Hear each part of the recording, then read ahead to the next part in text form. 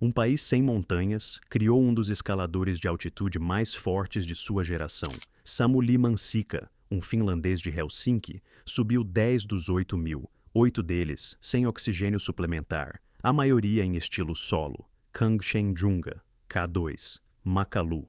Cada ascensão em estilo limpo, sem sherpas de altitude na rota. Na primavera de 2015, sua 10ª montanha foi o Annapurna, o 8.000 mais perigoso do planeta. No dia 24 de março, às 14h45, ele estava no cume. O que aconteceu aos 7.000 metros algumas horas depois, ninguém chegou a ver o primeiro movimento. A montanha não devolveu nem o corpo, nem a resposta. Samuli Mansikka nasceu no dia 28 de julho de 1978, em Helsinki.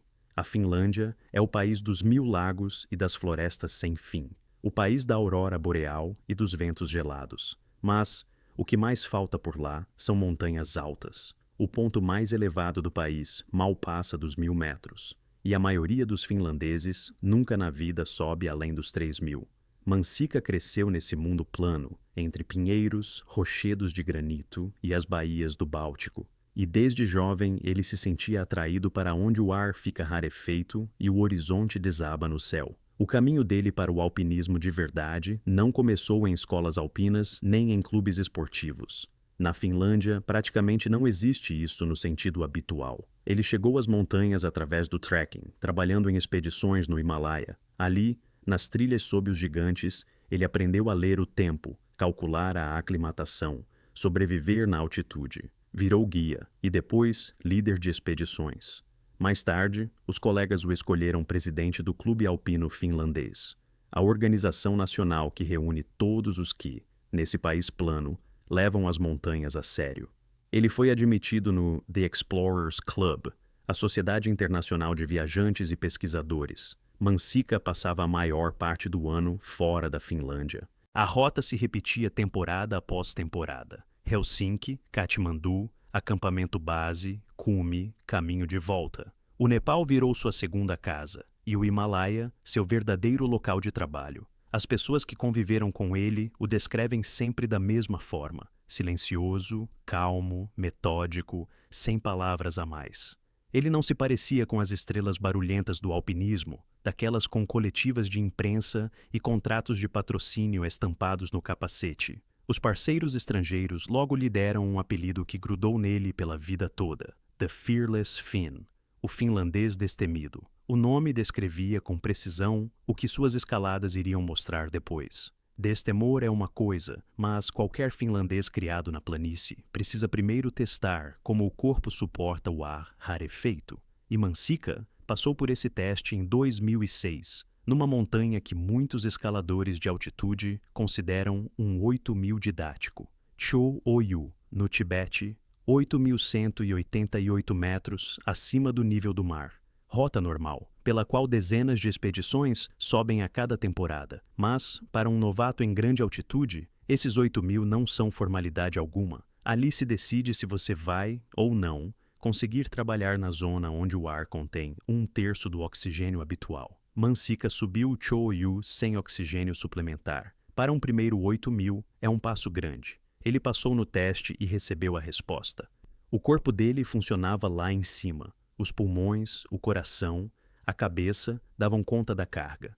Aquilo abriu diante dele uma porta que muitos gostariam de abrir, mas nem todos conseguem. Em 2008, ele voltou ao Himalaia com um nível de ambição diferente. O objetivo era o Lhotse, 8.516 metros, a 4ª montanha mais alta do planeta. Ele subiu pela rota normal e, pela única vez no início da carreira, usou oxigênio suplementar. Foi uma escolha razoável para um alpinista jovem, no quarto 8.000 do mundo.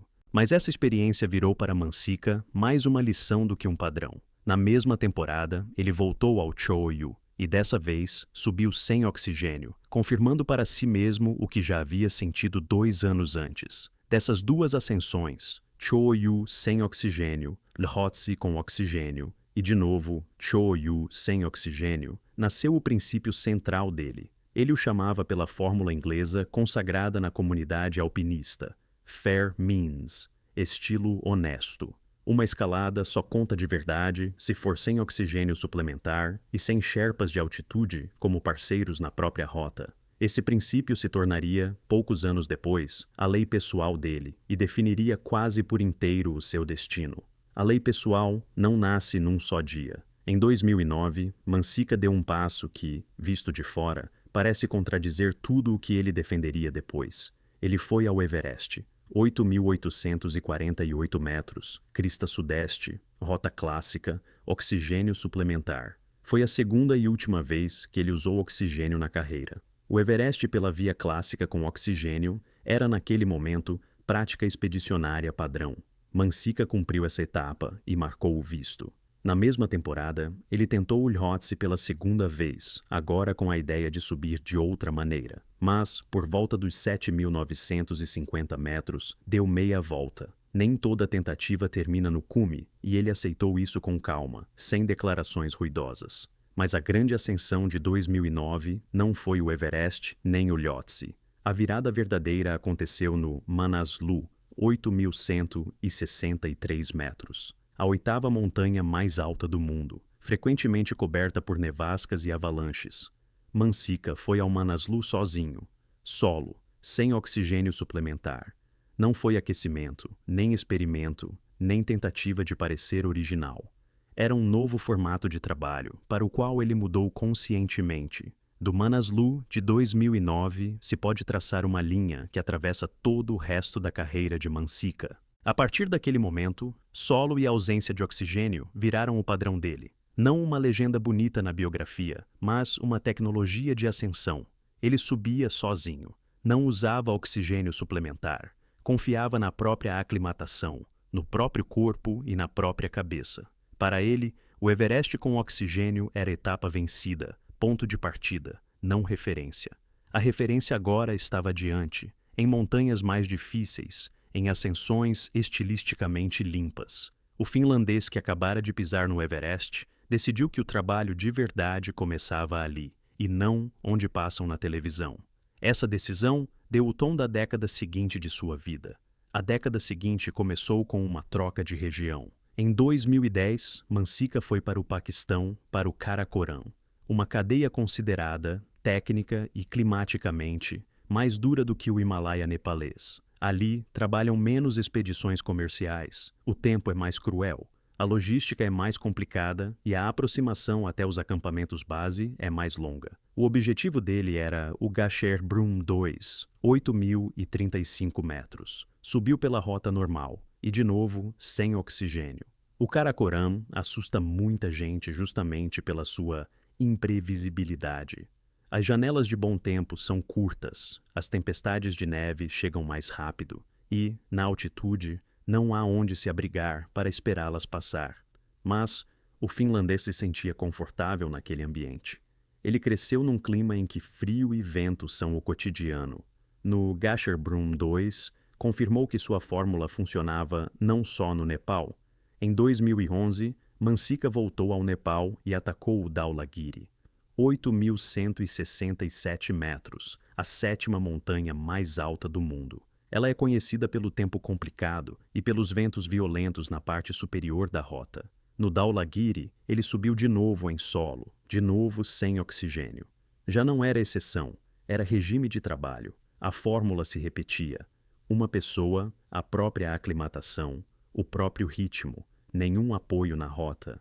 Em 2012, ele foi para o Tibete, ao Shishapangma, 8.027 metros, o único 8.000 totalmente em território chinês. Ali o esperava um dia ambíguo. Ele subiu até cerca de 8.000, mas a má visibilidade deixou em aberto uma pergunta sobre a qual muitos escaladores iriam discutir depois.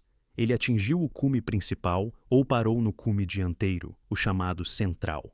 Os dados desta ascensão permaneceram contraditórios. O próprio Mansica lidou com ela com cautela. Não trombeteou como sucesso, mas também não riscou da lista. Esse episódio mostra a principal qualidade dele. Ele tratava os fatos com honestidade, mesmo quando a honestidade jogava contra a própria estatística. A honestidade com os fatos se somava à honestidade com o estilo e, na primavera de 2013, as duas linhas se encontraram em uma mesma montanha. Mansica chegou ao pé do Makalu, a quinta montanha mais alta do planeta.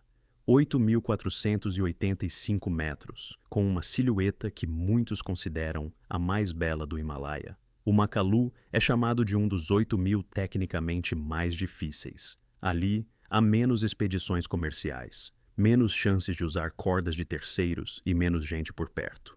Ele escolheu a parede noroeste, uma das variantes mais exigentes de ascensão, sem nenhum compromisso com o estilo, solo, sem oxigênio suplementar, sem Sherpa de altitude como parceiro na própria rota. No dia 22 de maio de 2013, Samuli Mansica estava no cume do Makalu. Na temporada de 2013, o número de alpinistas bem-sucedidos no Makalu foi muito pequeno. As janelas de tempo eram curtas, o estado da neve mudava de temporada para temporada. O finlandês entrou nessa lista estreita e fez do seu jeito, em silêncio. Ele não construiu em torno da ascensão uma campanha de relações públicas barulhenta. Não publicou uma série de materiais com frases pomposas. Nas entrevistas e nos posts, continuava falando da montanha, não de si mesmo. Para ele, Makalu era Makalu. Ele descrevia a rota, o tempo, as decisões. Deixava a si mesmo em segundo plano. O Makalu consolidou de vez o status de Mansica como finlandês de nível mundial entre os alpinistas de grande altitude. Naquele momento, ele era um dos especialistas mais fortes de seu país, em trabalho na Zona da Morte, a zona acima dos 8.000 metros. Muitos de seus conterrâneos praticam alpinismo em escala europeia, vão aos Alpes e às montanhas escandinavas. Mas no verdadeiro escalão de cima, no qual se fala em ascensões solo aos 8.000 sem oxigênio, os finlandeses se contam nos dedos. Foi depois do Makalu que ele começou a planejar as ascensões mais ambiciosas da carreira, aquelas que seriam lembradas depois, nas conversas sobre ele. E a primeira dessa lista era o Kangchenjunga. O Kangchenjunga é chamado, na comunidade alpinista, de terceira montanha mais alta do mundo, 8.586 metros. Em altitude, ela só perde para o Everest e o K2, mas em caráter está mais perto do segundo. É um maciço enorme com 5 cumes, na fronteira entre Nepal e Índia. Subir nele sempre foi um acontecimento. Para o alpinismo finlandês, um acontecimento raro. Em 2014, Mansica mirou justamente no Kangchenjunga. O plano inicial era ambicioso, a parede noroeste. Não é a linha clássica, é uma rota mais difícil e menos percorrida. Passá-la em solo e sem oxigênio significaria saltar para um nível completamente diferente, mesmo pelos parâmetros da própria carreira. Mas as montanhas nem sempre se ajustam aos planos, e, na maior parte das vezes, quem não se ajusta não é o tempo, mas a logística. As autorizações, o apoio na aproximação, os prazos, os acampamentos base, tudo se encaixou de outra maneira. Em determinado momento, Mansica tomou uma decisão sóbria. Mudou de rota. No lugar da parede noroeste, inscreveu-se na parede sudoeste, a linha clássica de ascensão. Ainda era uma rota séria, porém mais previsível. O principal foi que o princípio permaneceu intocado, solo, sem oxigênio, sem Sherpa de altitude como parceiro na rota. No dia 18 de maio de 2014, às 8h30 da manhã, Samuli Mansica chegou ao cume do Kangchenjunga, desceu sozinho, sem incidentes, voltou ao acampamento base e de lá para Katmandu. No seu quadro pessoal de 8.000, havia agora 8 marcas. O Kangchenjunga virou uma das ascensões centrais da carreira dele. Para um finlandês, passá-lo nesse estilo é um resultado do qual pouquíssimos no país dele podem falar em primeira pessoa. Mas o próprio Mansica continuou dentro do seu caráter. Nenhuma declaração ruidosa, nenhuma corrida por títulos. Ele já olhava para o Paquistão, porque o verão de 2014 estava reservado para outra rota, uma pela qual, no currículo dele, era impossível não passar. No verão de 2014, Mansica voou para o Paquistão. O alvo era o K2, 8.611 metros, a segunda montanha mais alta do planeta. E, na opinião geral dos alpinistas, a mais difícil de todos os 8.000. Chamam-na de Montanha do Montanhista, a mais cruel, a montanha que não perdoa erros. A estatística de mortes no K2 é bem mais alta do que a do Everest. Ela muda o caráter de cada temporada. Antes de partir para a montanha, Mansika deu uma entrevista curta à publicação Altitude Paquistã. Uma frase daquela entrevista era muito típica dele. Disse com calma: "No K2, neste verão, pode haver muitos cumes alcançados, ou pode não haver nenhum. Nisso está a magia do K2, sem bravata, sem recordes anunciados de antemão. Apenas a constatação do caráter da montanha. Ele subiu pela rota normal, a linha do Abruzzi, variante clássica, mas, de novo, à sua maneira, sozinho, sem oxigênio, sem sherpa de altitude como parceiro na rota." O finlandês fez mais uma vez aquilo que, para qualquer outro país, já teria virado um evento de primeira grandeza. A temporada do K2 em 2014 se encaixou bem para a parte das expedições, diferentemente de muitos outros anos, em que a montanha simplesmente não libera ninguém. Mansika pegou a sua janela e chegou ao cume do K2. Era o seu nono 8000. Na lista de finlandeses que subiram essa montanha, os nomes sempre são poucos, e o trabalho no estilo dele tornava essa lista ainda mais curta. Naquele momento, Samuli Mansika era um dos alpinistas de altitude mais condecorados da história de seu país. 7 dos 9 8000 haviam sido passados sem oxigênio suplementar, uma parte significativa em solo. Mas ele não falava do projeto dos 14 cumes, nem transformava a carreira numa corrida por recorde de coleção. Ele discutia a próxima montanha, a próxima temporada, a próxima decisão. 14 é um número que os outros dizem. Ele preferia falar do que realmente estava diante dele. Na primavera de 2015, diante dele estava o Annapurna. O Annapurna, entre os alpinistas, tem uma reputação que eles pronunciam sem sorrir. É o mais perigoso dos 14 8000 do planeta. A estatística de mortes chega a 1/3. Aproximadamente 1 em cada 3 que subiram não voltou. Avalanches, desabamentos, encostas íngremes de neve, tempo imprevisível. Tudo isso é o kit padrão dela. Em março de 2015, Mansika chegou ao pé do Annapurna 1, no Nepal, 8.091 metros. Ele subiu pela chamada Rota Francesa, a linha norte clássica, pela qual, em 1950, a expedição de Maurice Herzog subiu pela primeira vez um 8000. A rota é bem conhecida, mas seus perigos também.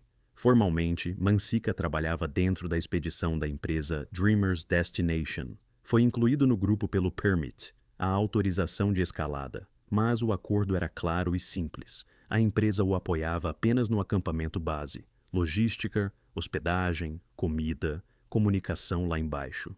Na montanha em si, ele era um escalador solo independente, sem um sherpa de altitude dedicado. Isso seria confirmado depois pelo guia da expedição, Mingma Gyalje Sherpa. As palavras dele ficariam assim: ele subiu sem apoio de sherpa como parceiro. O acordo era apenas para o acampamento base, ou seja, Mansika entrou no Annapurna sob suas regras habituais, sozinho na rota, sem oxigênio suplementar, sem apoio em altitude. Daquela vez, havia à sua volta uma grande equipe comercial com sherpas e clientes. Mas essa era da história deles. A dele corria ao lado, só que em separado. O Annapurna seria o seu 10º 8000 em 9 anos. Para alguém que começou em 2006 no Cho-Oyu, esse é um cronograma bem apertado, especialmente dado o estilo em que ele trabalhava. 10 montanhas em 9 anos, 8 delas sem oxigênio, a maioria em solo. No dia 24 de março de 2015, a equipe subiu ao acampamento final e se preparou para o ataque ao cume. O dia da subida estava escolhido. A janela de tempo, na opinião geral, parecia favorável. Na noite de 23 de março, ele escreveu mensagens curtas para o acampamento base. De manhã, o dia dele começaria ainda no escuro. Manhã de 24 de março de 2015, terça-feira. No Annapurna, pelos padrões da montanha, o dia era considerado bom. Vento moderado, visibilidade decente, regime térmico dentro do esperado. Naquele dia, o sucesso não chegou só a Mansika. 13 pessoas, no total, de equipes diferentes, alcançaram o cume do Annapurna. Para os parâmetros daquela montanha, um resultado notável. Samuli Mansika chegou ao cume por volta das 14h45, horário local. 3 horas até o início do crepúsculo, uma longa descida à frente. No cume, ao lado dele, estava Pemba Sherpa, 35 anos, escalador experiente da região do Makalu, da aldeia na zona de Sankuasaba. No meio, ele era conhecido pelo apelido Technical Pemba, Pemba técnico, pela capacidade de trabalhar em trechos complicados. Ele subia naquele dia como parte de uma equipe comercial. Mansica, por caráter, não se demorava na altitude. Havia passado por esse procedimento muitas vezes. Alguns minutos, fotos rápidas, verificação do equipamento e descer. Ele sabia como o corpo funciona aos 8.000. Quanto mais tempo você fica lá, menos reserva tem. Marcou a casinha do 18.000 e começou a descer. Segundo relatos dos integrantes da equipe, Mansica desceu à frente do grupo principal. Não é infração.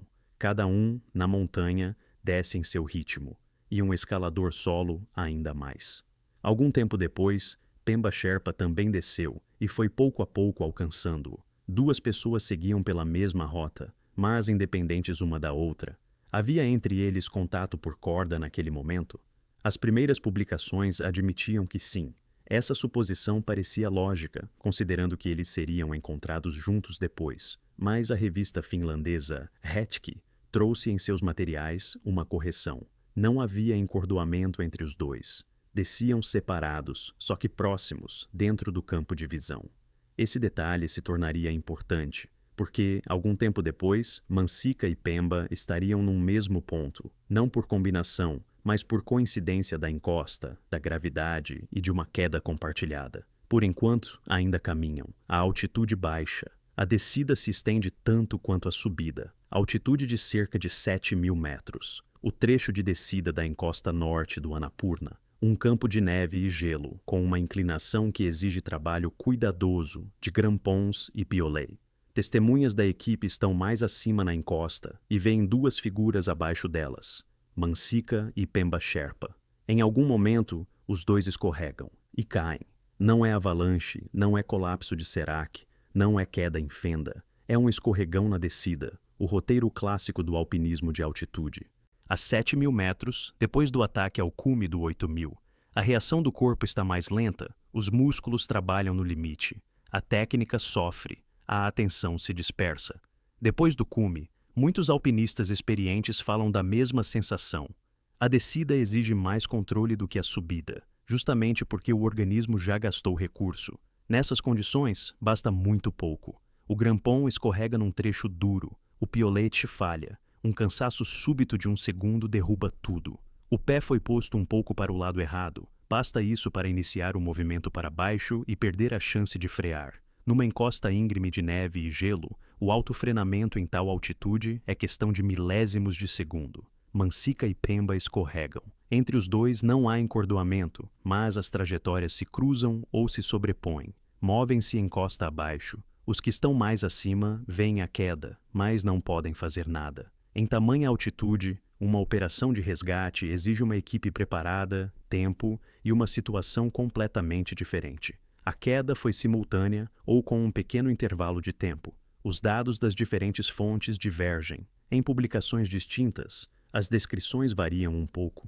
Reconstruir o mecanismo exato da queda é impossível. Nenhuma testemunha estava perto o bastante para ver o primeiro movimento. Naquele dia, ninguém mais viu Samuli Mansica e Pemba Sherpa com vida. O restante da equipe continuou a descida. A janela de contato por rádio que se esperava no acampamento base não se fechou com confirmação. A noite na montanha chegou rápido. A notícia de que duas pessoas não haviam voltado começou a circular pelas frequências das diferentes expedições. A notícia precisava de confirmação. Ela veio na manhã seguinte. Quarta-feira, 25 de março de 2015. Outros integrantes da equipe continuaram a descida pela mesma rota da véspera. Aproximaram-se do trecho onde, no dia anterior, haviam visto as duas figuras pela última vez e olharam encosta abaixo. Por volta dos 6.700 metros, viram duas figuras imóveis. Eram Samuli Mansica e Pemba Sherpa. Ambos haviam morrido em consequência da queda. A diferença de altitude entre o ponto do escorregão e o ponto em que a encosta os deteve é de cerca de 300 metros na vertical. Para trechos desse tipo na encosta norte do Annapurna, é uma distância típica. A descida lisa de neve e gelo leva o corpo rápido e longe. O Ministério do Turismo do Nepal, em comunicados oficiais, indicaria depois a altitude dos corpos como aproximadamente 7.000 metros. Os dados da equipe, que falam em 6.700 metros, e os do Ministério divergem em 300 metros. Essa diferença nunca foi resolvida. O ponto no mapa em que eles foram encontrados é registrado de maneiras diferentes em fontes diferentes. Os dados são contraditórios e nenhum dos lados forneceu coordenadas que encerrem a questão. A equipe continuou a descida. Os corpos permaneceram na encosta.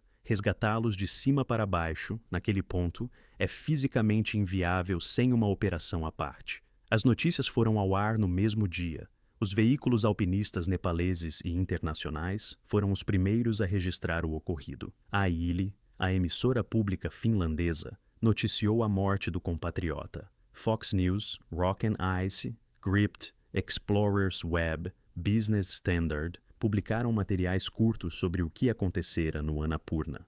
Para a Finlândia, a notícia foi uma das mais pesadas de seu alpinismo de altitude em anos. Samuli Mansikka era o presidente em exercício do Clube Alpino Finlandês, uma figura pública em seu nicho. O homem que era conhecido por todos os que, naquele pequeno país, se dedicam às grandes montanhas. Em Helsinki, a notícia chegou na primavera, com o derretimento das neves das planícies, às quais ele nunca mais voltaria. Na comunidade do alpinismo, notícias desse tipo não ficam sem resposta. A tentativa de evacuação dos corpos foi assumida por Phil Crampton, chefe britânico da equipe expedicionária Altitude Junkies e velho amigo de Mansikka. Eles tinham temporadas em comum e muitos acampamentos base compartilhados. Para Crampton, aquilo não era apenas uma tarefa de trabalho, era um compromisso pessoal. A operação foi marcada para 28 de março de 2015, 4 dias depois da tragédia, um prazo em que, naquela altitude, muita coisa muda. O tempo na encosta de descida do Annapurna continuava instável, persistia o alto risco de avalanche. O próprio trecho da queda representava ameaça também para quem tentasse se aproximar. O Annapurna, em momentos assim, age de acordo com seu caráter. Não devolve os mortos facilmente. Qualquer aproximação dos corpos aos 6.700 metros exigia passar pela linha na qual 2 pessoas já haviam caído. Para os resgatistas, era risco direto de repetir aquele destino. A decisão teve de ser tomada rápido e com sobriedade. O risco foi considerado alto demais. A operação foi cancelada. Essa decisão não é abandono da tentativa, é uma escolha em favor dos vivos. No alpinismo de altitude, existe uma regra não escrita. Trazer um corpo ao custo de mais uma vida não é uma opção.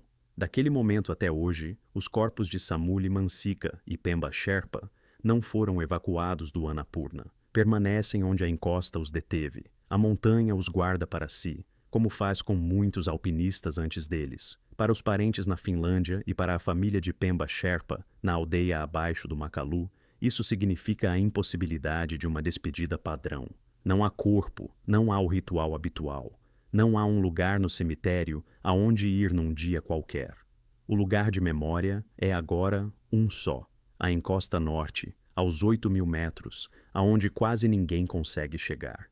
É exatamente isso que torna a história de Mansikka o que ela é. As montanhas não devolveram o corpo dele. E, como acontece com frequência com os 8.000, isso já não tem conserto. Samuli Mansikka morreu aos 36 anos. Deixou para trás 10 8.000 dos 14 existentes. 8 desses 10 foram passados sem oxigênio suplementar, a maioria em solo, isto é, uma pessoa na rota, sem parceiros sherpas de altitude. Uma estatística dessas, para um finlandês, está absolutamente fora da média. É estatística de nível de um clube muito restrito de alpinistas do mundo. A reação da comunidade alpinista não se fez esperar. Seu amigo, o alpinista e colunista americano Alan Arnett, escreveu um ensaio pessoal, Death of My Friend, A Morte do Meu Amigo. O alpinista e escritor britânico Mark Horrell publicou um texto com o título Farewell Samuli Mansikka, The Fearless Finn. Adeus a Samuli Mansikka, o finlandês destemido. Os 2 textos não são obituários de modelo, são textos de pessoas que o conheciam pessoalmente e trabalharam ao lado dele. A equipe Altitude Junkies, que Phil Crampton lidera, instituiu um prêmio com o nome de Mansikka, o Samuli Mansikka Alpinist Award. Ele é entregue a alpinistas que vão às montanhas no estilo dele, sem oxigênio suplementar, sem sherpas de altitude como parceiros na rota, naquele mesmo fair means que ele defendeu a carreira toda. O prêmio virou o modo de fixar na comunidade aquilo que ele escolheu pessoalmente. Na Finlândia, seu nome permanece na história do Clube Alpino Finlandês. Ele foi presidente da entidade, e para um país pequeno, em termos alpinísticos, isso não é um cargo formal. As ascensões dele, Makalu Solo, Kangchenjunga Solo, K2 Solo, são referência para as próximas gerações de escaladores finlandeses de altitude. O Annapurna continua sendo considerado o 8.000 mais perigoso do planeta. Sua estatística de mortes não muda em função do que aconteceu em março de 2015, na encosta norte. A pergunta sobre o que exatamente ocorreu naqueles segundos, aos 7.000 metros, segue sem resposta precisa. Ninguém viu o primeiro movimento. Ninguém sabe o que falhou: o pé, o grampon ou uma perda de concentração de um segundo. A montanha não devolveu nem o corpo, nem a resposta. Deixou apenas o silêncio na encosta que ele mesmo escolheu. E esse silêncio é o primeiro dos 3 sobre os quais se falará a seguir. 24 de março de 2015, a uma altitude de cerca de 6.000 metros nos Andes, o rádio de um homem fica em silêncio. Lá embaixo, no acampamento base, permanece um pequeno grupo. Lá em cima fica um indiano que, em 172 dias, percorreu todos os 7 continentes, escalou as 5 montanhas mais altas do planeta e se tornou uma lenda nacional do seu país. O nome dele é Mali Mastan Babu. Ele subiu sozinho para verificar a rota para os companheiros. Suas últimas palavras pelo rádio são um relato de trabalho comum. O tempo está piorando. Estou iniciando a descida. Por 9 dias, o país vai esperar notícias do Três Cruces Sur. Esta é a história sobre o preço que essa montanha cobrou. Em setembro de 1974, em uma pequena aldeia chamada Gandijana Sangam, no sul do estado indiano de Andhra Pradesh, nasce um menino em uma família de camponeses simples. Ele é batizado como Mali Mastan Babu. O distrito de Nellore é um lugar onde a maioria das famílias vive do que a terra oferece e de algum trabalho eventual na cidade. O pai, Mali Mastanaya, e a mãe, Subbama, criam 5 filhos. Mali é o caçula. Nenhum dos mais velhos da família chegou a estudar de verdade. Ele se torna o primeiro a receber educação formal, e isso, por si só, puxa uma cadeia de decisões que vai atravessar toda a sua vida. Em meados dos anos 80, ele é enviado para a escola militar Sainik School, em Korukonda. Não é uma escola comum. Ali se ensina disciplina, resistência, ordem e autonomia. Ali se formam oficiais, engenheiros, atletas. No pátio, há um monumento a um dos ex-alunos, o tenente M. Uday Bhaskar Rao. O tenente morreu nas montanhas durante uma expedição do exército indiano ao Everest. Exatamente o Everest.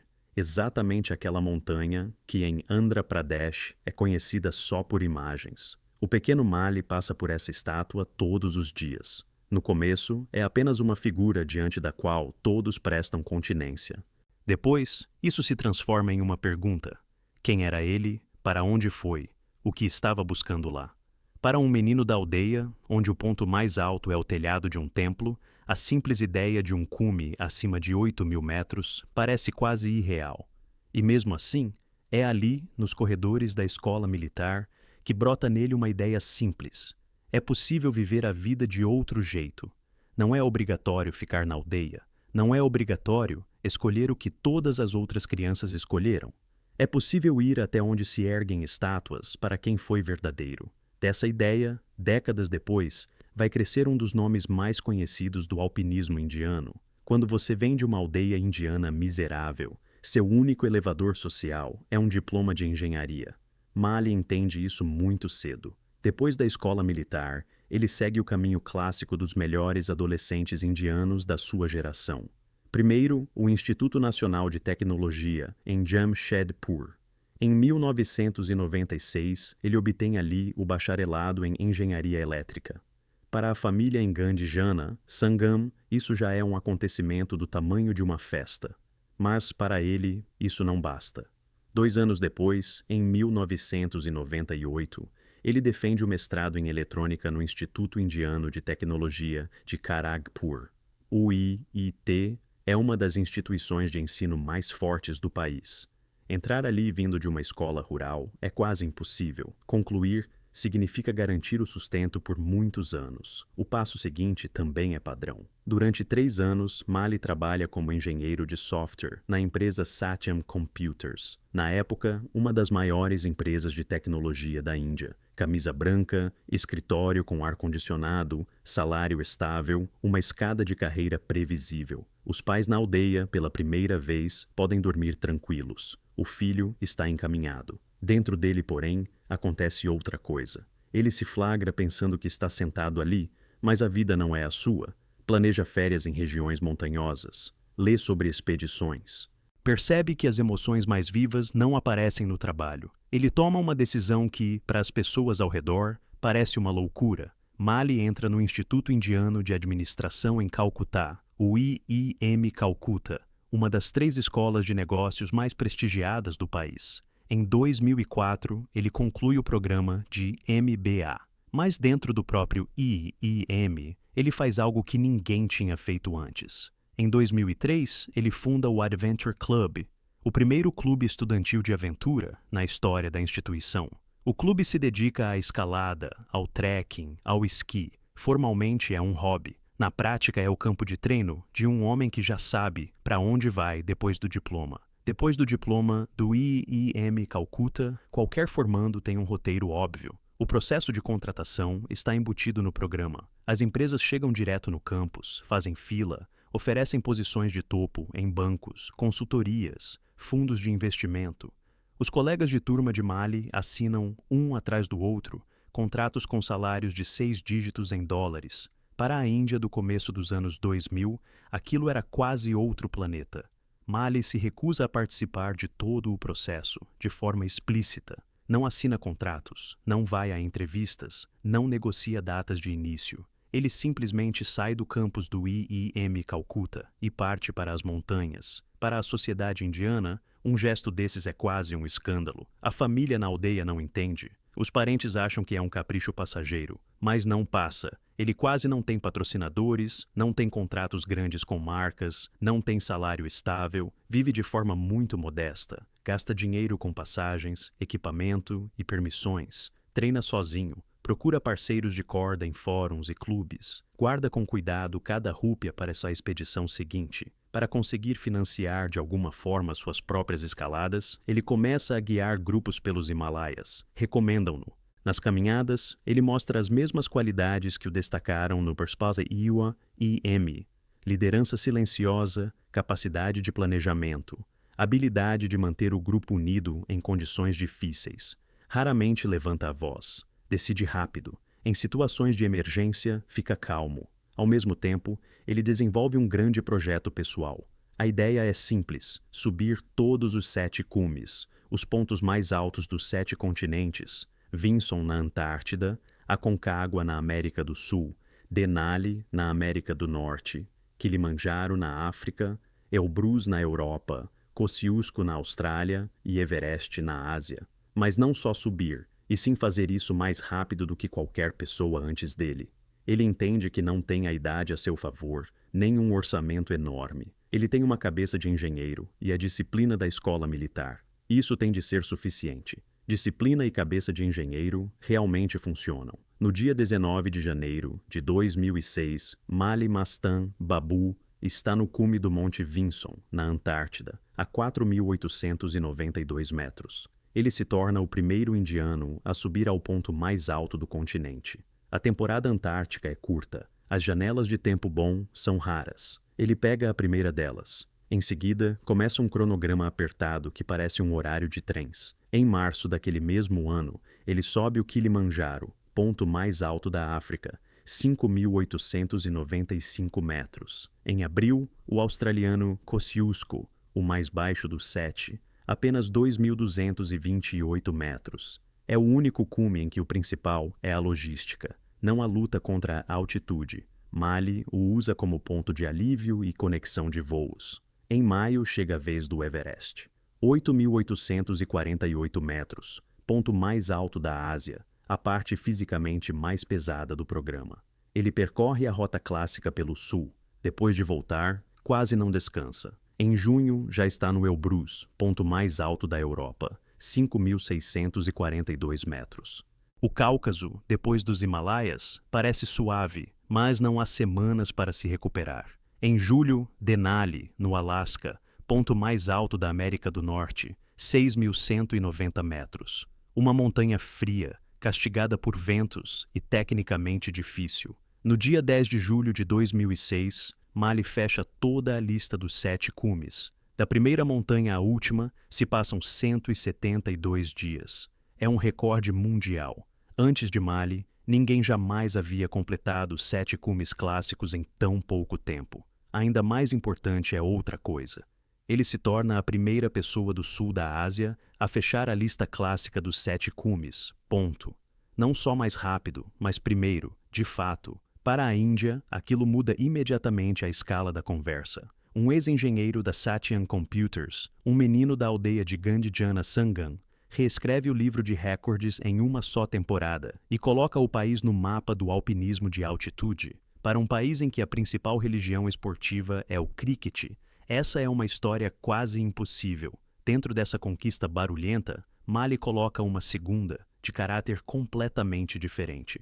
Nos primeiros dias, quase ninguém sabe dela. Ela só se torna visível quando os jornalistas começam a conferir as datas das suas ascensões. Descobre-se que cada um dos 7 cumes foi subido em um dia da semana diferente. Segunda-feira, uma montanha. Terça, outra. E assim por diante ao longo dos 7.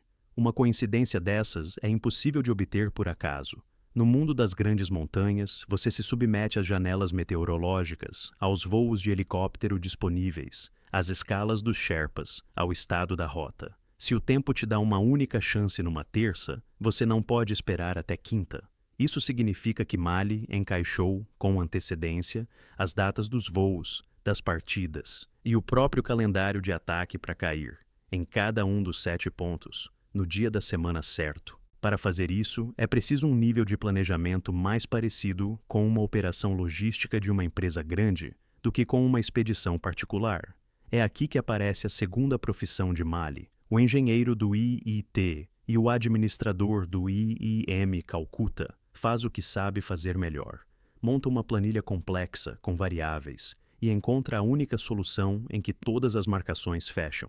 Mas Mali tem ainda um plano adicional. No dia 28 de outubro de 2006, ele sobe a Pirâmide Carstens, na Oceania, 4.884 metros. É o quarto cume mais significativo da versão alternativa, mais dura, dos 7 cumes, segundo a classificação de Messner. Na lista de Bass, o ponto mais alto da Austrália e Oceania é o Kosciuszko. Na lista de Messner, esse lugar é ocupado pela Pirâmide Carstens, uma montanha tecnicamente muito mais séria. No dia 28 de outubro, Mali fecha também essa versão ampliada. O resultado é que em 281 dias ele completa, de uma só vez, as 2 versões dos 7 cumes, Bass e Messner. No mundo do alpinismo, uma dobradinha dessas é um fenômeno raro. O recorde de Mali dentro do recorde, 7 cumes, cada um em um dia diferente da semana, não foi batido até hoje.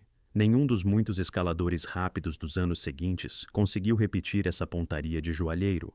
Essa pontaria de datas poderia ter sido o começo de uma carreira comercial. Muita gente, depois dos 7 cumes, vira guia, faz turnês de palestras, assina contratos com empresas de turismo. Um caminho bastante lógico. Mali escolhe outra direção.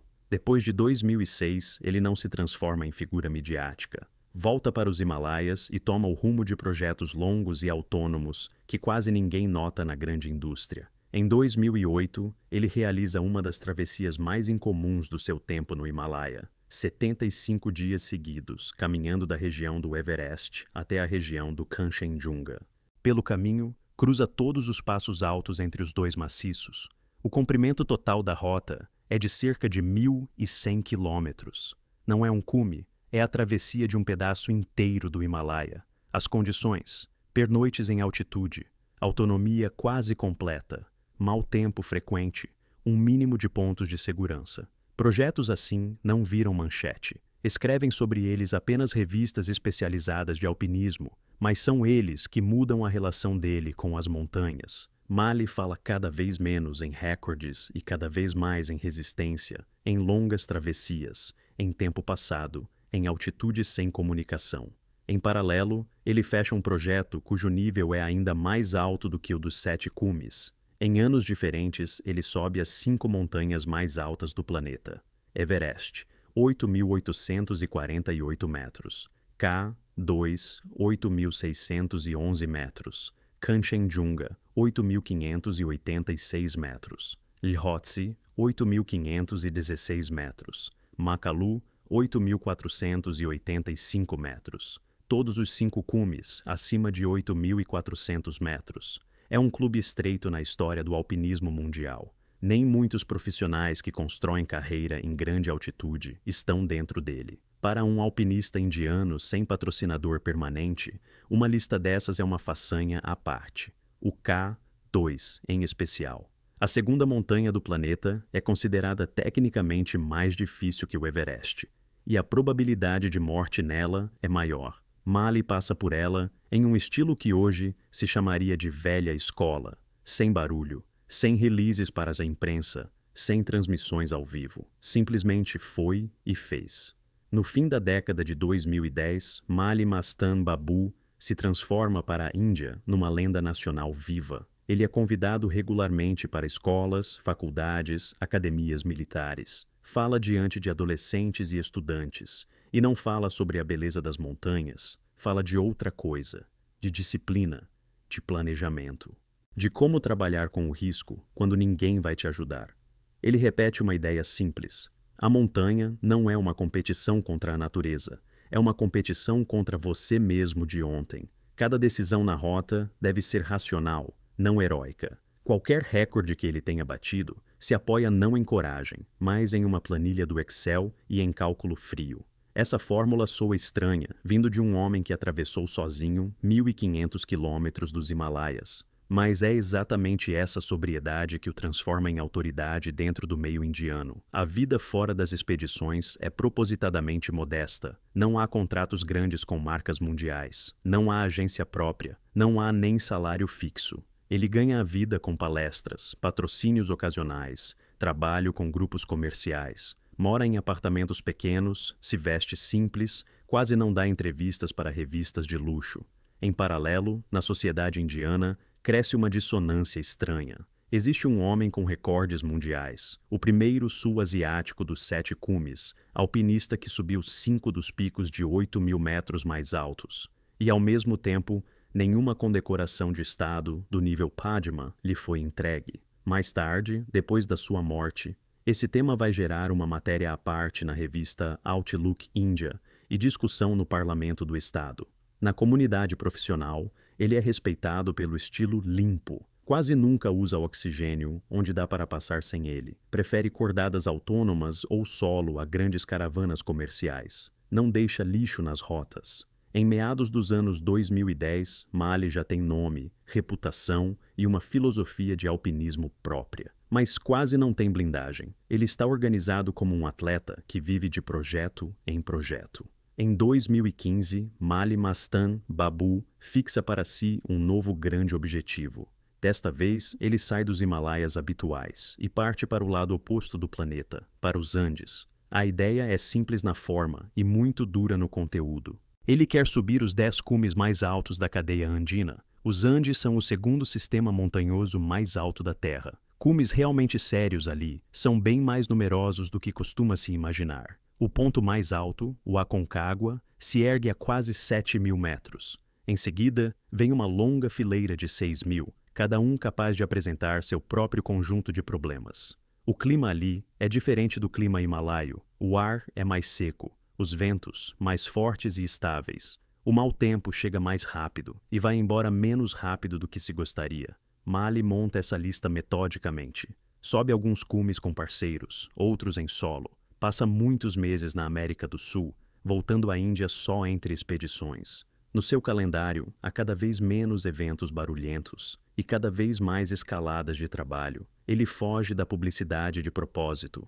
Em março de 2015, a maior parte dos cumes da sua própria lista de 10 já está fechada. Os pontos que restam são os últimos retoques. Um deles é o Cerro Três Cruzes Sur. É o maciço das Três Cruzes, na fronteira entre Argentina e Chile, aproximadamente na latitude do deserto do Atacama. O cume sul do maciço, o Três Cruzes Sur, se eleva a cerca de 6.748 metros. Na lista mundial dos 6.000 andinos, está entre os 10 primeiros. Pelo plano, Mali quer fechar essa montanha e voltar à Índia até o fim de março.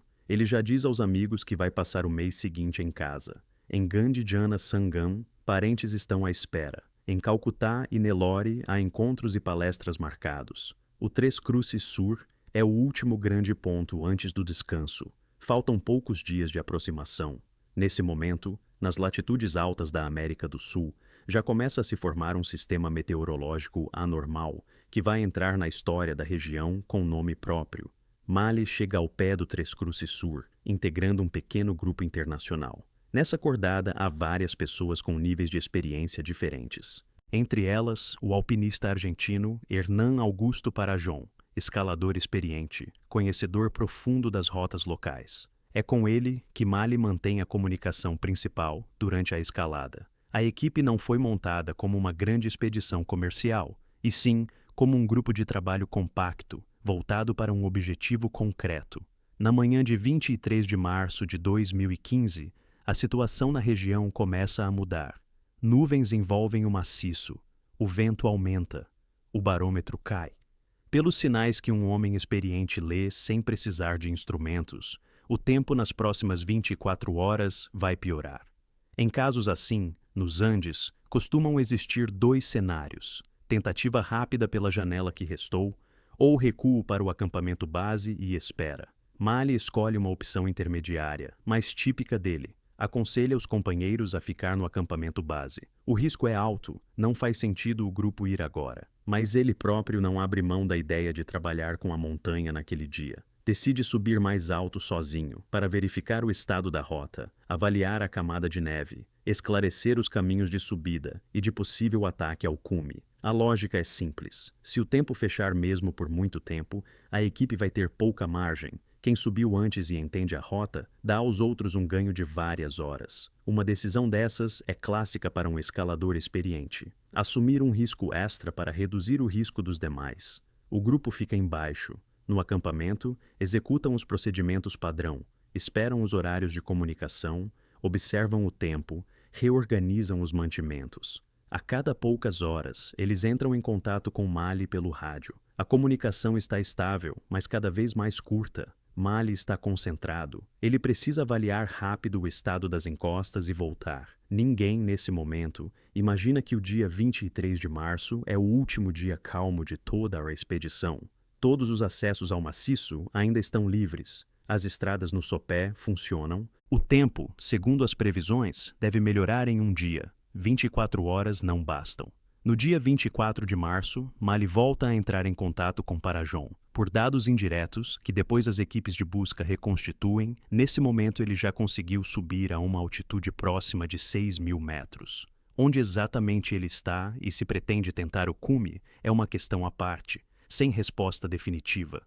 Numa das versões, ele já havia alcançado o ponto mais alto do Três Cruzes Sur e estava começando a descida. Em outra, não chegou ao cume e volta atrás devido à piora das condições. Na última comunicação, Mali diz a Parajon uma frase curta. O tempo está piorando rápido. Ele vai iniciar a descida e tentar voltar ao acampamento à noite. A voz é calma, objetiva, sem pânico. Um relato de trabalho comum. Depois disso, a comunicação por rádio cai. Nas primeiras horas, o acampamento recebe isso como um problema técnico. Em altitudes assim, os rádios costumam falhar com o frio e as baterias descarregam mais rápido. Algumas horas depois, fica claro que não é um problema técnico. O maciço é atingido por uma tempestade de neve de larga escala. O vento sobe a valores de tempestade, a neve cai como uma parede, a temperatura despenca, a visibilidade diminui para poucos metros.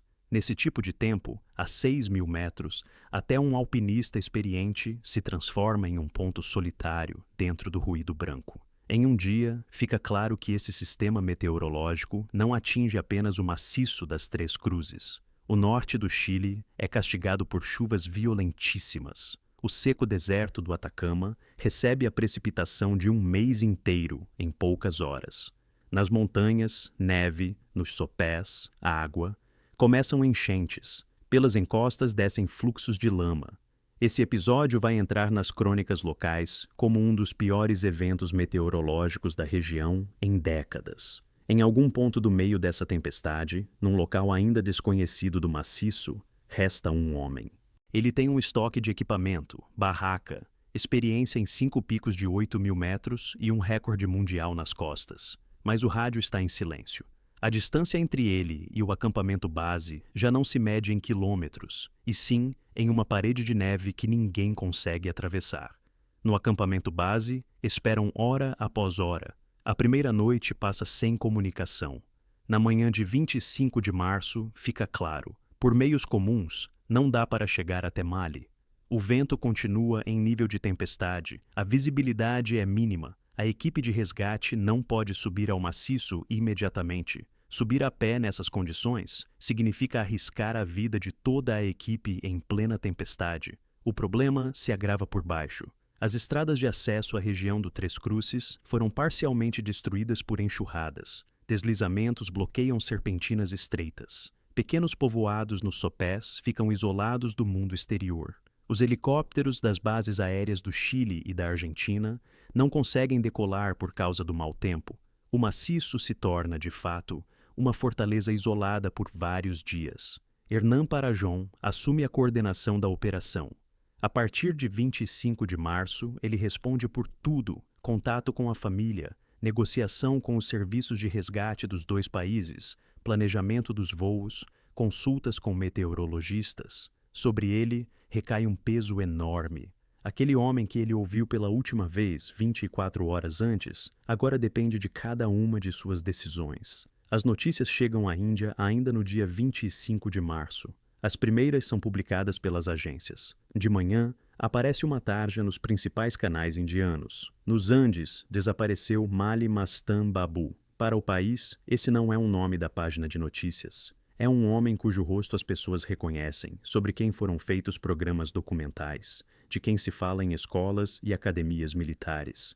O maior recordista do país, o primeiro sul-asiático dos 7 cumes, alpinista que passou pelos 5 picos de 8.000 metros mais altos. Seus amigos na Índia começam uma arrecadação de emergência. Uma operação de resgate nos Andes custa caro. Hora de helicóptero em altitudes assim é uma fatura à parte. Instrumentos, combustível, seguro das tripulações. Parte do dinheiro é conseguida em 24 horas. Outra parte é recolhida entre conhecidos. A Embaixada Indiana em Santiago se integra ao trabalho, articula com a Chancelaria do Chile e com as autoridades provinciais da Argentina. Começa o que depois vai ser chamado de uma das operações privadas de resgate mais complexas de alpinistas indianos na América do Sul. O envolvimento da embaixada acelera o processo, mas não acelera o tempo. Os governos da Índia e do Chile negociam o formato da ação conjunta. O lado argentino abre corredores aéreos. As autoridades chilenas fornecem equipamentos e tripulações. No dia 31 de março, no 7º dia após o desaparecimento, conseguem fazer os primeiros helicópteros de busca decolar do território do Chile e da Argentina. Várias aeronaves sobem ao mesmo tempo. As tripulações voltam à base várias vezes, sem atingir a zona de busca. O tempo sobre o maciço se mantém pesado. Mesmo pilotos com grande experiência em montanha não conseguem se aproximar de verdade do Três Cruces Sur. A visibilidade é derrubada pelo vento e pela neve. As tentativas se repetem todos os dias, às vezes várias vezes por dia. Parte dos voos termina em pequenas janelas sobre as encostas. Outra parte, em retorno no meio do caminho. Na Índia, as pessoas acompanham essas notícias ao vivo. Grandes canais de TV exibem tarjas corridas. Os jornais publicam matérias em primeira página. Nas redes sociais se acumulam milhares de mensagens de apoio. Parte dos seguidores conhece o nome de Mali justamente nesses dias. Para muitos é um choque. Existia um alpinista assim no país, e eles não sabiam. Na aldeia de Gandijana, Sangam, a família vive numa total incerteza. Os pais de Mali já são idosos. Irmãos e irmãs saem para falar com jornalistas. Dizem frases curtas, esperam, tentam manter a esperança. Os vizinhos se reúnem em torno da casa, trazem comida, ficam de plantão. É uma velha tradição das aldeias indianas estar junto nas horas difíceis. A pressão pública cresce. Até o dia 1º de abril, o tema chega ao nível das tribunas parlamentares. Deputados de Andhra Pradesh exigem que o governo central envolva o Ministério de Relações Exteriores ao máximo. O Ministério indiano emite comunicados oficiais sobre a coordenação com as autoridades do Chile e da Argentina. Em 2 de abril, a esperança de encontrar Mali com vida já é quase nula. 9 dias em altitude acima de 6.000 metros, em uma tempestade de neve, é praticamente uma sentença para qualquer pessoa, mesmo para um recordista do seu nível. Mas, enquanto não for encontrado, ele consta formalmente como desaparecido. O status formal muda em 3 de abril de 2015. Nesse dia, o tempo dá às equipes de busca uma janela curta, mas limpa. A equipe liderada por Hernan Parajon sobe ao maciço e avança até a zona onde Mali poderia estar nas últimas horas de comunicação. Eles seguem a lógica da rota e os dados indiretos que conseguiram reunir nos dias anteriores. A uma altitude de aproximadamente 5.900 metros, eles enxergam uma barraca. No início, é apenas uma mancha escura na neve. Depois, o contorno reconhecível de uma tenda leve de altitude. A barraca está de pé. Não foi arrancada pelo vento. Está presa seguindo todas as normas. Ao lado dela, a equipe de busca encontra o corpo de Mali Mastan Babu. Pela posição do corpo e do equipamento, nota-se que ele chegou a montar o abrigo e estava ao lado dele, não dentro. Causa preliminar da morte: hipotermia durante a tempestade.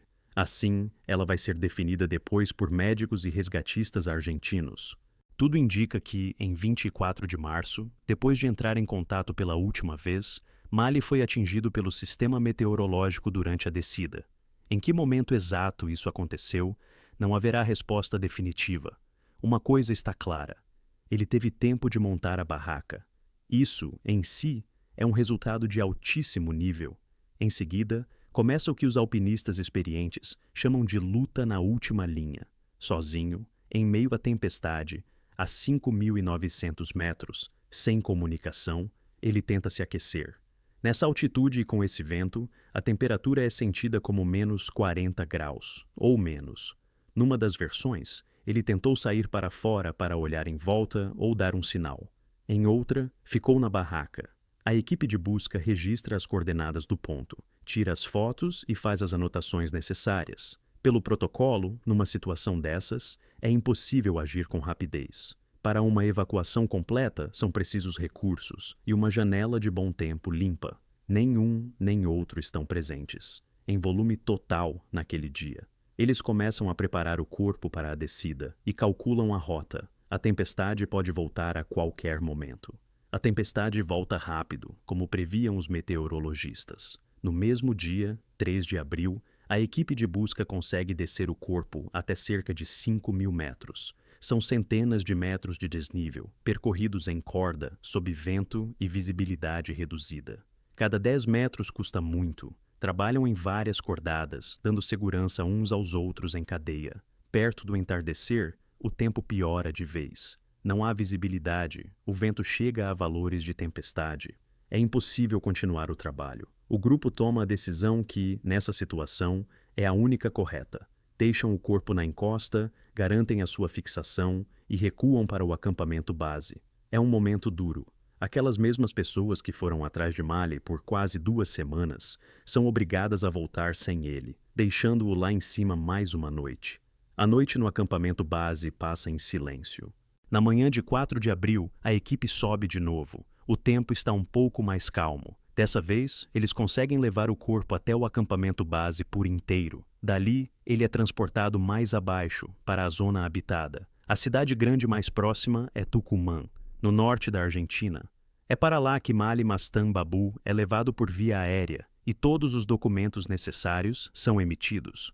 O trabalho de evacuação leva quase 1 semana depois da descoberta do corpo. Dele participam resgatistas argentinos e chilenos, os serviços diplomáticos indianos, funcionários da embaixada em Santiago, alpinistas particulares, meteorologistas. Em determinado momento, junta-se à operação um grupo de alpinistas indianos que voou especialmente do país para acompanhar o corpo. Durante todos esses dias, na Índia, as notícias seguem. As reportagens de Tucumã vão ao ar nos principais canais, fazem entradas ao vivo na embaixada, contam como os documentos são entregues, como se negociam os procedimentos internacionais. Para o espectador indiano, aquilo vira uma despedida longa e pesada de uma lenda ainda viva.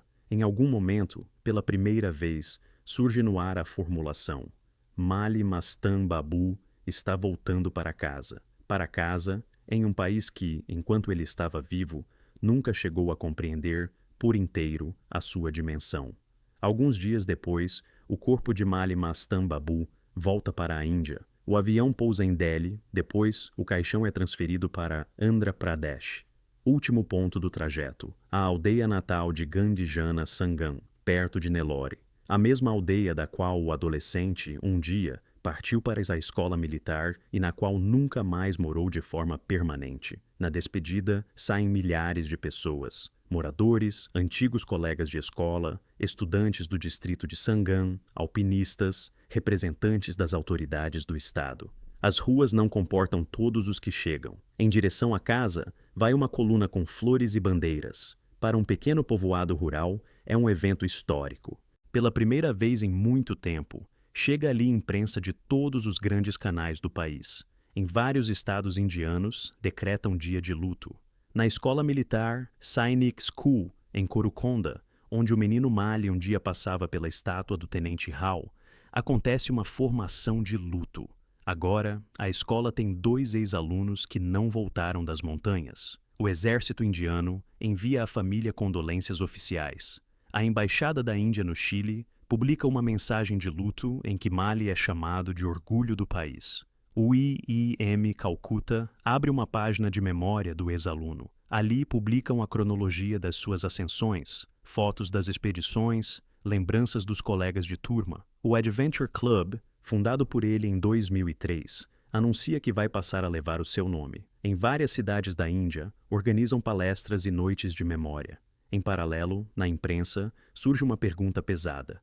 Jornalistas da Outlook India, do Deccan Chronicle e de outros veículos publicam matérias em torno de uma mesma ideia. Por que o Estado não reconheceu Mali Mastan Babu enquanto ele estava vivo? Ele tinha recordes mundiais. Foi o primeiro sul-asiático dos 7 cumes. Subiu 5 dos picos de 8.000 metros mais altos do mundo. Mas uma condecoração do nível Padma nunca foi concedida a ele. No parlamento do estado de Andhra Pradesh, o tema é levado para discussão. Parte dos deputados exige que a honraria seja atribuída postumamente. Uma resposta a essa pergunta, o país ainda está procurando. A questão da condecoração estatal é apenas uma das que ficam sem resposta. O Cerro Três Cruces Sur não chega a se tornar parte da lista completa de Mali. Os últimos cumes andinos do seu projeto permanecem como um objetivo não fechado. Ele pretendia encerrar essa parte e voltar para casa até o fim de março. Em vez disso, ele fica na montanha por mais uma semana e volta de outro jeito. O seu recorde mundial dos 7 cumes, com o tempo, será batido por outro alpinista. Isso é natural. Recordes de velocidade nas montanhas duram pouco, mas o recorde de Mali dentro do recorde, 7 cumes, cada um em um dia diferente da semana, não foi batido até hoje. Nos manuais de alpinismo, ele aparece até hoje como uma linha à parte. A sua travessia pelos Himalaias, a caminhada de 75 dias do Everest ao Kanchenjunga, é estudada pelos jovens alpinistas indianos. Esse trabalho se torna uma referência para quem quer entrar no trekking de altitude fora das expedições comerciais. Nos clubes indianos, o nome dele é colocado ao lado dos nomes dos primeiros escaladores do país. Na Sainik School de Korukonda, surge mais um monumento. Agora, ao lado da estátua do tenente Uday Bhaskar Rao, que morreu em 1985 no Everest, há uma placa de memória de outro ex-aluno, Mali Mastan Babu. O círculo se fecha. Aquele mesmo menino que, na infância, passava pela estátua e se perguntava quem era aquele homem, vira a resposta a essa mesma pergunta para novas gerações de alunos. O maciço das Três Cruzes devolve o corpo, mas não entrega respostas. Não se sabe quanto tempo, exatamente, Mali aguentou na barraca a 5.900 metros. Não se sabe se ele chegou ao cume antes da descida. Não se sabe como, exatamente, mudaram as condições a 5.900 metros naquelas 24 horas. Sabe-se apenas que ele ficou naquela altitude sozinho. Essa parte da história a montanha guarda para si. Para a Índia, restam o nome, os números, as rotas e uma conversa longa e ainda aberta sobre como o país lida com seus heróis enquanto eles estão vivos. 26 de maio de 2019, Himalaia indiano. A 5.400 metros de altitude, 8 alpinistas se preparam para a primeira subida a um pico sem nome de 6.477 metros. Quem os lidera é Martin Moran, uma lenda britânica, o homem que atravessou todos os 277 Munros num único inverno, autor de livros clássicos, o chamado Guru de Garhwal. Na véspera, ele entra em contato pelo rádio com voz tranquila. Está tudo conforme o plano. Algumas horas depois, o contato se perde para sempre. Na encosta resta apenas uma cicatriz de avalanche com centenas de metros de comprimento. 7 corpos serão encontrados um mês depois. O 8º nunca será encontrado. E uma pequena GoPro guardará 1 minuto e meio dos últimos quadros. E esse fragmento se tornará a principal evidência da tragédia. Martin Moran nasce em 19 de fevereiro de 1955, em Tyneside, no nordeste da Inglaterra. É uma região industrial dura, com estaleiros, o rio Tyne e um céu cinza baixo, que durante a maior parte do ano prensa as casas contra a terra. Mas basta dirigir algumas dezenas de milhas a oeste de Newcastle e o relevo sobe rapidamente até as colinas de Urses e as montanhas do norte da Inglaterra. É justamente para lá que os pais levam o pequeno Martin em caminhadas, e é lá que, pela primeira vez, ele sente aquela estranha e silenciosa sensação de pertencimento ao lado de grandes espaços vazios. Na escola, ele é aplicado, concentrado, persistente. Os professores observam sua mente matemática e uma paciência rara para detalhes. Por isso, ninguém se surpreende quando Martin ingressa na Universidade de Cambridge, uma das 2 mais importantes da Grã-Bretanha, e escolhe lá a geografia. Ele termina Cambridge com distinção e segue pelo caminho previsível que qualquer família inglesa sensata escolheria para ele. Obtém a qualificação de contador diplomado, profissão séria, respeitada e bem remunerada. Mas o verdadeiro Moran nesses anos não vive dos números, e sim dos finais de semana. Toda sexta à noite ele fecha o escritório, entra no carro e ruma para o norte. Algumas horas pela estrada, a travessia da fronteira escocesa, e em volta já começam as Highlands, vales desertos, encostas cobertas de urzes, enormes cumes arredondados dos Munros. No sábado e no domingo, Martin caminha até a exaustão, em qualquer clima, sozinho ou com amigos dos clubes alpinos. Na segunda de manhã, ele volta a se sentar de terno atrás da mesa e percebe que só consegue pensar na próxima escapada. O contraste entre planilhas e cristas vai se tornando cada vez mais agudo. Aos 30 anos, ele toma uma decisão que muitos colegas e familiares consideram loucura. Moran abandona a contabilidade para sempre. Escolhe um caminho em que não há salário fixo, nem seguro contra mau tempo, nem garantia nenhuma. Ele escolhe um caminho sem garantias. E o primeiro empreendimento já se torna um teste de resistência. Em 21 de dezembro de 1984, nos dias mais curtos do ano, Moran dá início a um projeto, que depois entrará na história do alpinismo escocês. O objetivo soa quase absurdo: percorrer a pé todos os 277 cumes escoceses com mais de 900 metros em um único inverno, sem intervalos de descanso em casa. Na Grã-Bretanha, esses cumes são chamados de Munros, e antes de Moran, ninguém havia feito essa travessia no inverno, numa única tentativa contínua. O inverno nas Highlands escocesas é curto em luz do dia e longo em sofrimento. As temperaturas raramente chegam aos valores realmente siberianos, mas o vento e a umidade batem mais forte que qualquer geada. Moran se move na escuridão polar com a lanterna de cabeça, em tempestades, por cristas geladas, onde a trilha estreita desaparece sob um cornijão de neve. Cada dia traz um cume novo, às vezes 2, muitas vezes sem trilha, só com bússola e mapa. Ele vai sozinho ou com parceiros ocasionais e quase toda noite desce de volta até o carro. Em todo o percurso, é acompanhado pela esposa Joy. Ela o segue pelas estradas das Highlands, espera por ele nos passos com sopa quente, transfere a base de um vale para outro, acompanha a previsão do tempo, ajuda a planejar as aproximações. Sem ela, o projeto seria impossível. No inverno escocês, um deslocamento solitário pelas montanhas, sem uma pessoa de apoio confiável na retaguarda, se transforma em loteria. Dia após dia, em nevasca e neblina, Moran fecha um cume atrás do outro. Quando as forças acabam, ele dorme um dia inteiro e segue novamente. Em 13 de março de 1985, 83 dias depois da largada, ele sobe ao último Munro. No total, 277 picos em uma única expedição de inverno. Pela primeira vez, a imprensa fala dele como um homem impossível de parar, e essa reputação o acompanhará até o fim. A reputação de homem impossível de parar chega na hora certa. Nesse mesmo ano de 1985, Moran presta os exames finais e recebe o certificado de British Mountain Guide. Esse título, na Grã-Bretanha, é concedido a poucos. Para conquistá-lo, é preciso confirmar a qualificação por anos em rocha, gelo, Alpes e Altos Himalaias. A comissão examina com rigor não apenas a técnica, mas também a capacidade de tomar decisões sob pressão.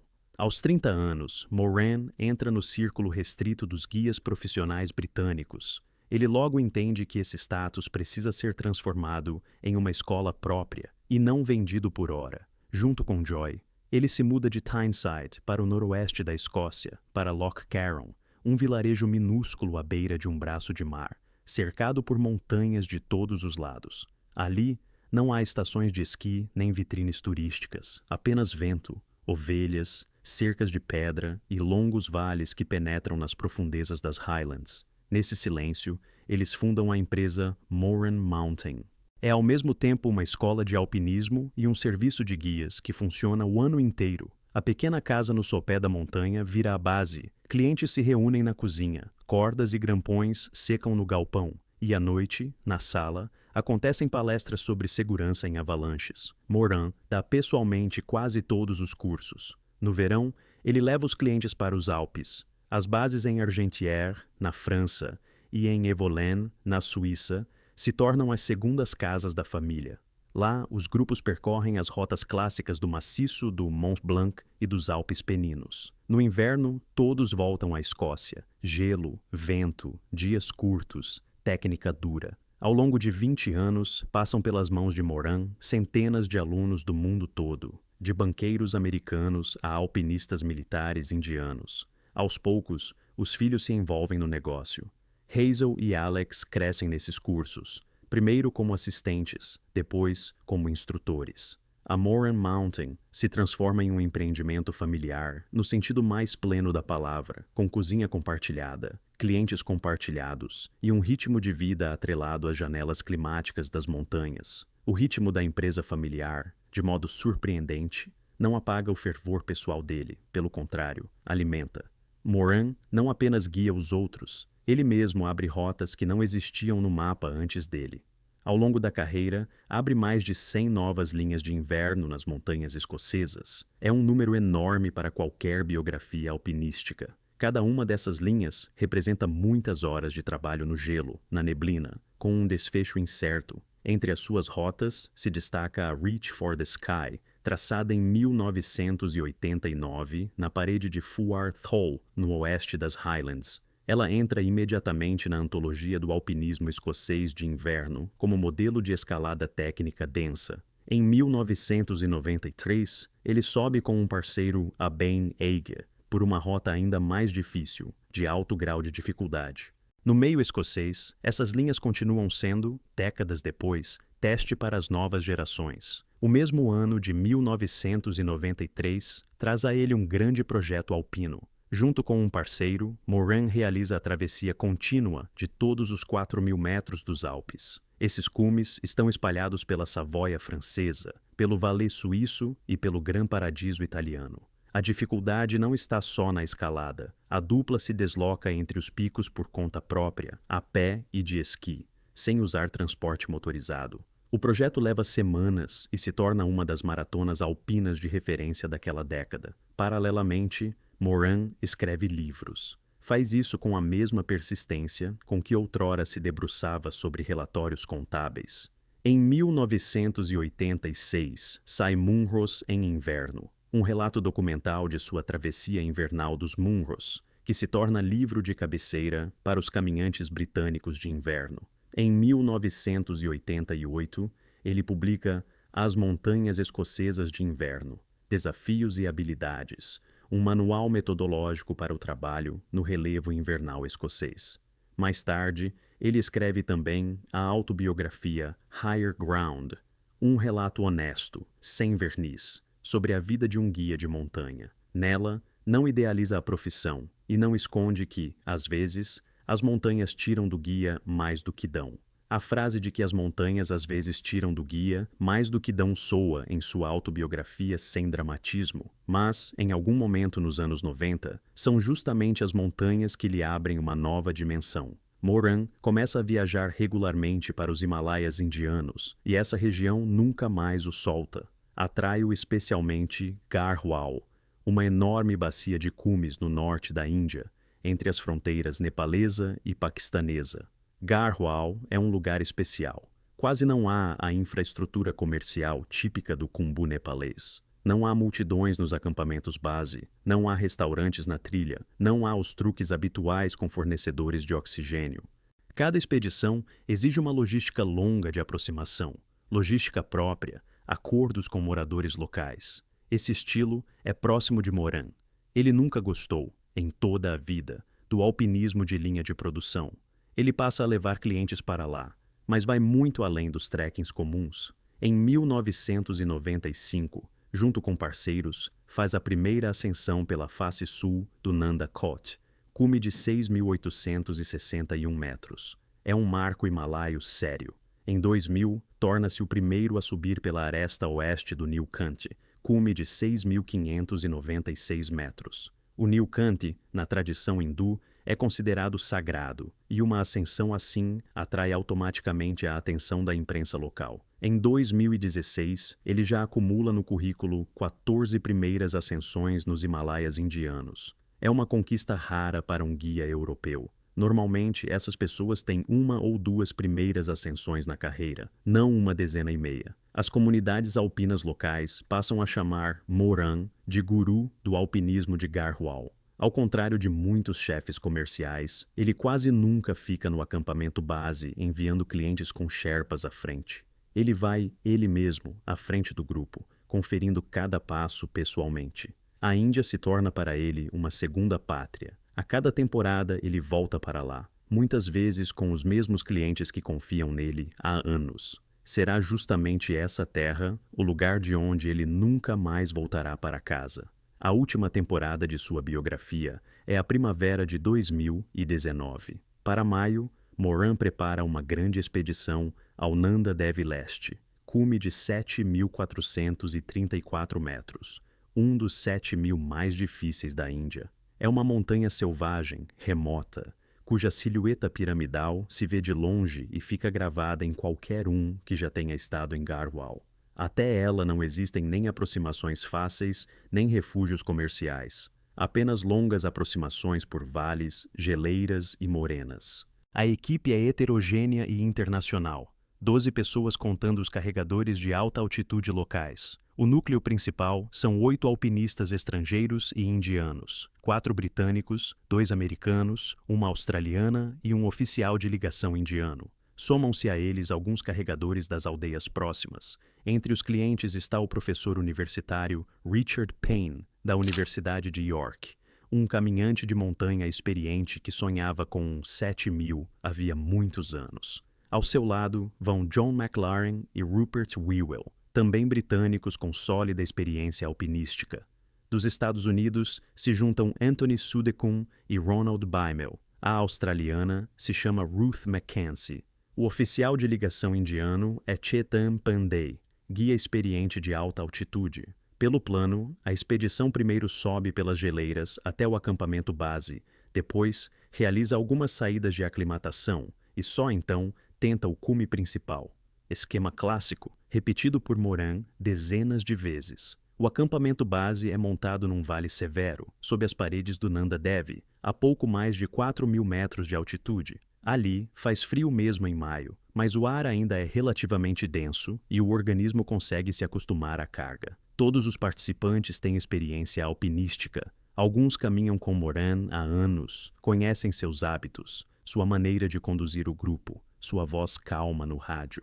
Ele tem fama de líder duro, mas previsível. Não gosta de improvisos, explica sempre o plano de antemão e cumpre a palavra. Em 22 de maio de 2019, a equipe está pronta para sair rumo às altitudes de aclimatação. O acampamento base está montado, as barracas armadas, o equipamento conferido. Adiante, alguns dias de trabalho na encosta. Até a tragédia, faltam poucos dias. E nessas horas, Moran toma uma decisão, que depois se tornará o ponto-chave de toda a história. Para o alpinismo de altitude, essa decisão é absolutamente padrão. O grupo se divide em duas partes. 4 participantes ficam trabalhando na rota principal do Nanda Devi Leste, instalando cordas fixas, preparando a parte inferior da parede, montando os acampamentos de altitude para o futuro ataque ao cume. Os outros 8 vão para uma escalada de aclimatação.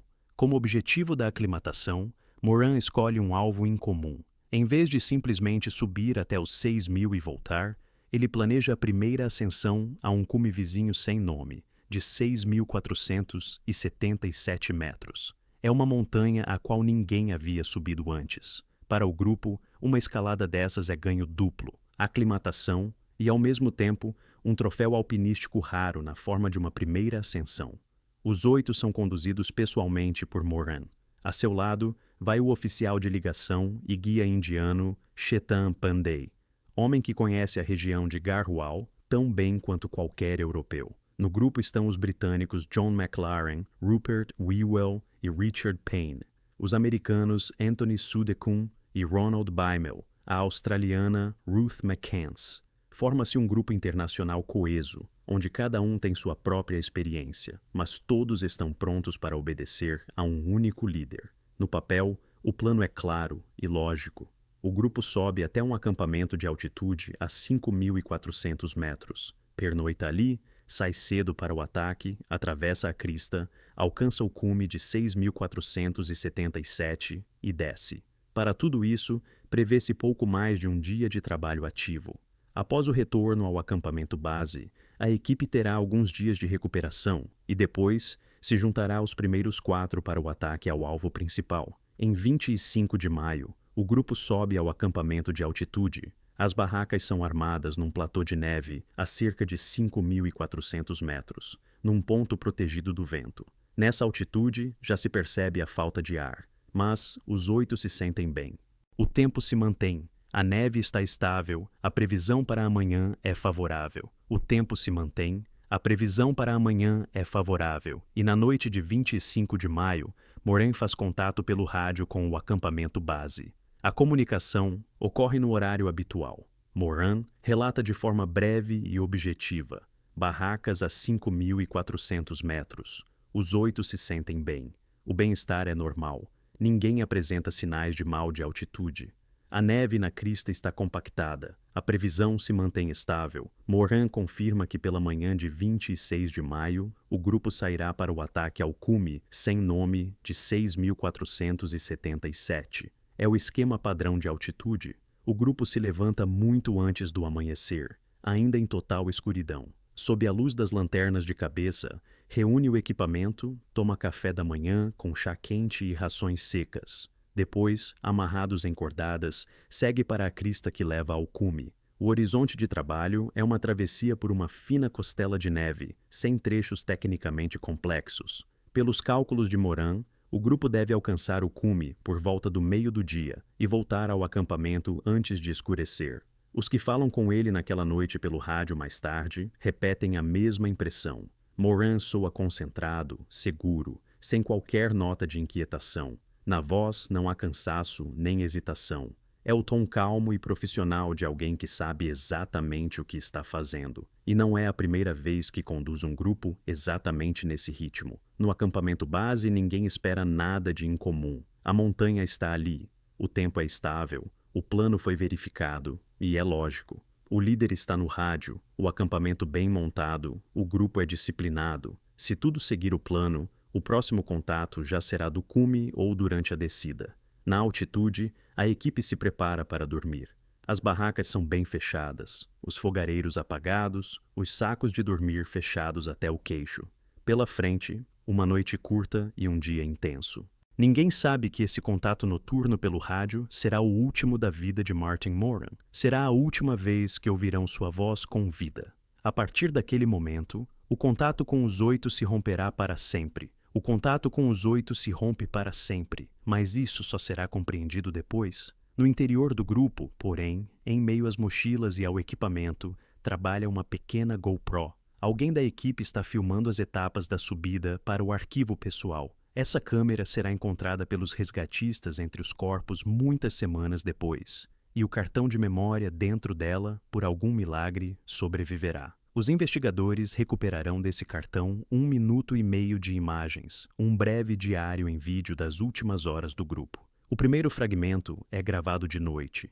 No quadro está escuro, a iluminação vem apenas das lanternas de cabeça. As pessoas conferem o equipamento, apertam as tiras das mochilas, colocam os grampões. Os rostos estão cobertos por capuzes e máscaras.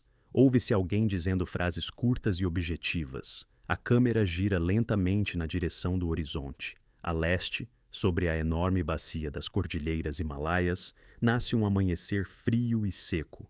O céu clareia, as silhuetas dos cumes distantes emergem da escuridão cinzenta. Nesse enquadramento, não há nada de trágico, apenas uma manhã alpinística comum. O segundo fragmento é gravado já com luz forte. A câmera olha para frente. 7 alpinistas caminham em fila por uma crista estreita de neve. Estão amarrados em cordadas curtas. Movem-se num ritmo constante, no compasso habitual de altitude. Ouve-se a respiração pesada. Nessa altitude, até um passo exige esforço. O vento assobia. A neve compactada estala alto sob os grampões. Às vezes entra no quadro um pedaço de piolês ou a borda de uma mochila. A crista sob eles é um cornijão clássico de neve. De um lado, uma encosta de neve suave, do outro, um precipício profundo. No cornijão percebem-se acúmulos frescos de neve, mas nada de anormal para os padrões da região. No vídeo não há pânico, não há sinais ruins, não há agitação. É um momento comum de trabalho numa escalada de altitude, filmado poucos minutos antes de tudo deixar de existir. Essa é justamente a crista, que pouco depois se tornará o ponto de ruptura de toda a história. A câmera ainda não sabe disso. A câmera ainda não sabe, mas a crista já está trabalhando contra o grupo. O que exatamente acontece nos segundos seguintes, cientistas e resgatistas vão reconstruir depois, a partir de dados indiretos, pela forma do depósito da avalanche, pela posição dos corpos, pelas marcas na neve restante, pelo próprio vídeo da GoPro. O cornijão de neve por onde passa a fila desmorona. Provavelmente perde estabilidade sob o peso do próprio grupo. Metros cúbicos de neve compactada se desprendem da crista num único bloco. Quando o cornijão desaba, arrasta consigo toda a encosta abaixo. A massa de neve e gelo dispara uma avalanche de grande porte que escorrega pelo corredor. 8 pessoas, presas umas às outras por cordas, caem junto com a muralha de neve. Nessa altitude e nessa velocidade, simplesmente não há tempo para reação. Nem o piolete cravado na encosta, nem reflexos treinados ajudam. Uma avalanche composta de blocos quebrados de neve não deixa chance para autossalvamento. Nenhum dos 8 consegue executar os procedimentos padrão. Ninguém puxa o bip de avalanche na esperança de ser encontrado. Ninguém aciona o transmissor de emergência. A avalanche leva todo o grupo para baixo e os soterra em diferentes cotas da encosta. As cordas que ligavam as pessoas funcionam primeiro como uma amarração comum e depois se tornam a razão pela qual os corpos ficam relativamente próximos uns dos outros, espalhados numa faixa de várias centenas de metros. No acampamento base, por enquanto, ninguém sabe de nada. Até o próximo contato ainda faltam horas. A montanha isola os 8 do mundo num único segundo. Na encosta resta apenas a cicatriz fresca da avalanche, descendo da crista rumo às geleiras. A poeira de neve assenta, o vento cobre os vestígios, o silêncio volta ao lugar onde, há pouco, trabalhava um grupo. A natureza dessa tragédia está justamente na rapidez e no silêncio com que tudo aconteceu. O contato não existe e não voltará. O grupo deixou de existir como grupo. E, no nível do acampamento base, seguem os afazeres cotidianos comuns. A cozinheira esquenta o chá, alguém remenda uma barraca. No acampamento base, seguem os afazeres cotidianos. Na noite de 26 de maio, chega a hora do contato programado pelo rádio. Moran não entra no ar. É incomum. Ele sempre foi pontual no rádio, mas ainda não é catástrofe. Em altitude acontecem muitas coisas. Problemas com o rádio, vento forte, baterias que descarregam no frio, sinal que some atrás de uma crista. A primeira reação da base é aguardar a próxima janela. Passa mais um dia. O ar fica em silêncio. O grupo não entra novamente. No dia seguinte, a situação se repete. Agora fica claro. Não é problema de rádio, nem de bateria fraca. Os 4 restantes, na rota principal do Nanda Devi Leste, decidem subir pela trajetória do grupo dos 8 e procurá-los por conta própria. É a única alternativa, enquanto as autoridades ainda não se envolveram. Os próprios alpinistas são quem está mais perto do possível local. Os 4 seguem para cima pela trajetória planejada por Moran.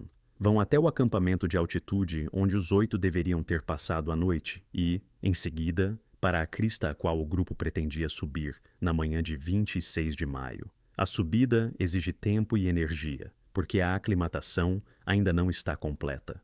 Movem-se com cautela, com pausas, conferindo referências. Na encosta, sob a crista, aparece diante dos olhos uma cena que não se pode confundir com nenhuma outra. Eles veem um depósito de avalanche fresco e enorme, uma cicatriz de várias centenas de metros descendo da crista. Nada de barracas, nada de rastros do grupo, nenhum sinal de resposta. Apenas neve misturada, fragmentos de encosta e pedaços de gelo recém-desprendidos. Fica claro, houve uma grande tragédia e, muito provavelmente, sem sobreviventes. Nessa altitude, com esse volume de avalanche e com o tempo decorrido desde o desabamento, não há chance.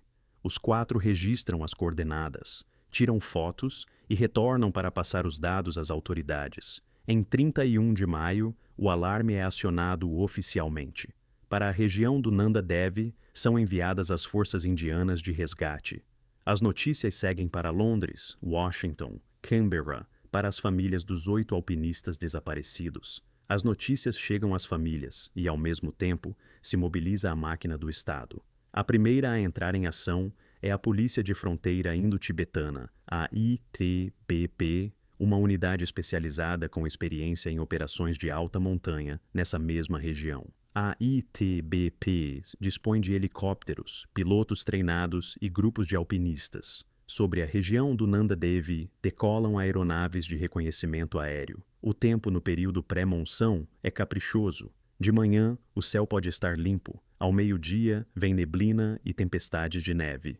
Os pilotos trabalham em janelas estreitas entre as tempestades. Em 3 de junho, a busca aérea registra o resultado que todos temiam. Na neve, em diferentes trechos do rastro da avalanche, vêem-se 5 corpos. Estão em cotas diferentes da encosta, parcialmente cobertos de neve. A posição sugere que o grupo foi arrastado encosta abaixo pelo corredor por uma distância considerável. A altitude, o tempo e a turbulência não permitem pousar e evacuar os corpos imediatamente. Os helicópteros registram coordenadas, tiram fotos e retornam ao aeródromo.